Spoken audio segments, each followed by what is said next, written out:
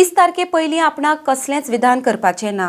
युती चलतली काय ना, कितें पावल उखलतले हाचेर सद्याच्या घडयेक कांयच वक्तव्य करपाचें ना.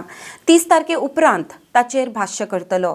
फातोड्डांत लोक आपल्या बरोबर आसात. युती फक्त फातोड्डा पुरती मर्यादीत ना, तर हो पुराय गोंयचो विशय आसा. राज्यांतल्या दरेका मतदारसंघात आपलो संपर्क आसा म्हण आमदार विजय सरदेसाय हांणी स्पश्ट केला. RDX Goa bureau report. Looking at a certain situation right now with the interference of certain Congress people in Pathoda, you think this alliance will sustain? I don't want to make any statement before the 30th. Whether alliance will work, what steps we will take. All that we will review the situation on 30th.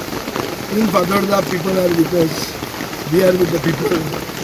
And I think this alliance is not only because of Pathoda. It is to gain power in Goa. If somebody connects it to Pathoda, then they are sadly mistaken. Then they have to also remember that Goa Forward has traction in every constituency of Goa.